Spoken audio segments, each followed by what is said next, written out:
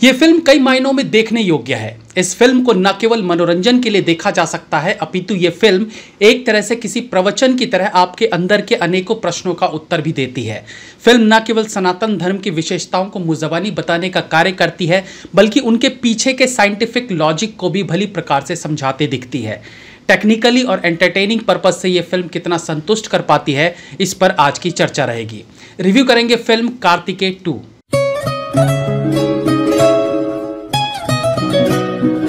कार्तिकेय 2 हिंदी के साथ साथ तेलुगु, मलयालम, कन्नड़ा और तमिल में भी रिलीज हुई है। फिल्म पर बात करने से पहले ये बताना चाहूँगा कि रिव्यू करने में इतना समय क्यों लगा। तो रीज़न था, फिल्म मेरे एरिया में कहीं लगी ही नहीं थी, इसलिए कई किलोमीटर दूर जाकर आखिरकार फिल्म देखनी पड़ी।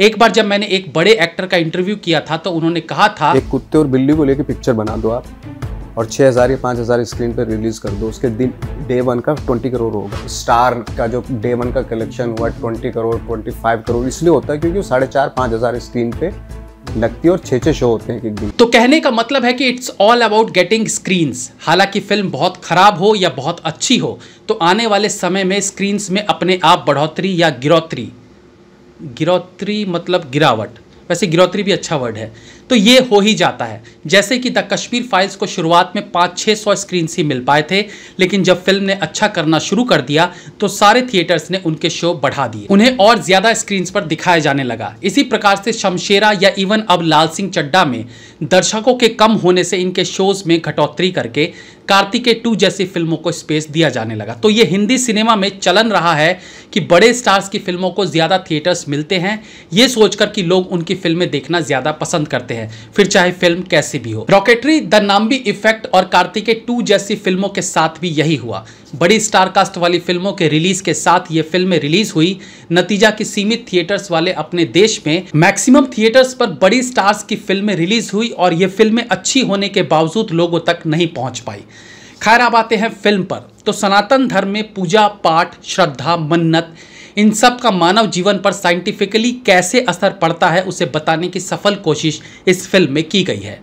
हिंदू धर्म में आज भी लोग भगवान के प्रति श्रद्धा तो रखते हैं, अपने इतिहास में विश्वास भी है, लेकिन विश्वास क्यों है, इसके पीछे का लॉजिक क्या है, क्यों सनातन धर्म जीवन को सही प्रकार से जीने की कला को सिखाती है, ये बहुत कम लोग ही जानते हैं। फिल्म में कृष्ण भगवान के जीवन, उनकी लीला को आज के आधुनिक काल के साथ जोड़कर दिखाया गया है। फिल्म के लीड रोल्स में हैं निखिल सिद्धार्थ, अनुपमा परमेश्वरन, वीवा हर्षा, श्रीनिवास रेड्डी और अनुपम खेर। फिल्म की कहानी डॉक्टर कार्तिकेय की है, जिसे हॉस्पिटल से सस्पेंड किए जाने के बाद अब वो अपनी मां के कहने पर एक पुरानी मन्नत को पूरा करने के लिए द्वारका पहुंचा है, जहां उस पर जानलेवा हमला होने लगते हैं। एक अनजान शहर में कैसे कोई किसी की जान का दुश्मन हो सकता है, इस बात की गहराई में जब वो उतरता है तो उसे जीवन के दूसरे पहलुओं को जानने का मौका भी मिलता है। फिल्म में कार्तिकेय का कैरेक्टर बहुत सोच समझकर गढ़ा गया है। हम अक्सर फिल्मों में 2 तरह के कैरेक्टर्स देखते हैं। फिल्म की सिचुएशन के हिसाब से या तो ये कैरेक्टर नास्तिक होता है और केवल साइंस पर विश्वास करने वाला होता है, या फिर ये बहुत आस्तिक होता है और अपने धर्म के प्रति बहुत श्रद्धा रखने वाला दिखाया जाता है।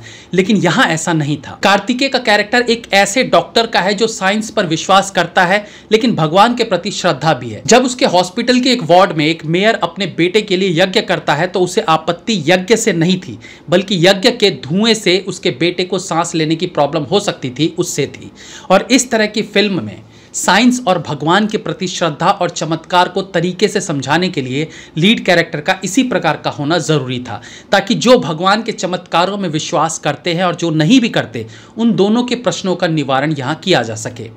फिल्म का स्क्रीन प्ले अच्छा कहेंगे। एक सीन में 2-3 जगह की घटनाओं को एक साथ मिक्स करके इसे एंगेजिंग बनाया गया है। फिल्म क्योंकि लोकेशन वाइज बदलती रहती है और इन सब में सिनेमेटोग्राफर ने खूबसूरत दृश्यों को अच्छे से कैप्चर भी किया है। एक्टिंग की बात करें तो कार्तिकेय इस किरदार के साथ पूरा जस्टिस करते हैं। सत्य की खोज के इस जर्नी में उनके पास ऐसे कई दृश्य थे जहां उनका शॉक्ड होना, नया कुछ जानने की जिज्ञासा आदि कई ऐसे भाव थे जो वो बड़ी एफर्टलेसली वो अपने चेहरे पर लाने में कामयाब रहते हैं। अनुपमा परमेश्वरन भी अपने रोल में अच्छी लगी है। फिल्म में लीड एक्ट्रेस होने के बावजूद उन्हें कार्तिकेय से कम स्क्रीन स्पेस नहीं मिला है, जहां उनका काम अच्छा है भी। इनके अलावा शांतनु वाले नेगेटिव रोल में आदित्य भी इम्प्रेस करते हैं।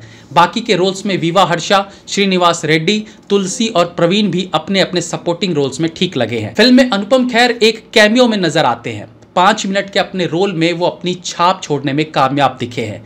इनके पास कुछ बेहतरीन मीनिंगफुल डायलॉग्स थे जिसे उन्होंने बेहतरीन तरीके से डिलीवर भी किया है।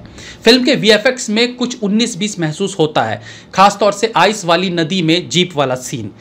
फिल्म में रिसर्च वर्क भी ज़बरदस्त है। पौराणिक कथाओं पर किए गए रिसर्च के हिसाब से आज के समय की कहानी को बुनना आसान नहीं रहा होगा। फिल्म में श्री कृष्ण के समय का एक टेलीस्कोप दिखाया गया है जो उस वक्त में पर्वतों पर इस्तेमाल किया जाता था।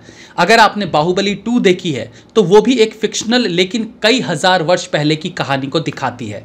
उस फिल्म में भी टेलीस्कोप का इस्तेमाल दिखाया गया था क्योंकि एस राजामौली ने रिसर्च किया होगा कि महाभारत रामायण के समय में भी ऐसा कुछ रहा था जिससे दूर की चीज को पास करके देखा जा सके, इसलिए उन्होंने टेलीस्कोप का इस्तेमाल अपनी फिल्म में भी दिखाया था। खैर, कार्तिकेय 2 का बीजीएम बहुत अच्छा है। कार्तिकेय के इंट्रो सीन में बजने वाला म्यूजिक एक अलग ही लेवल का फील होता है।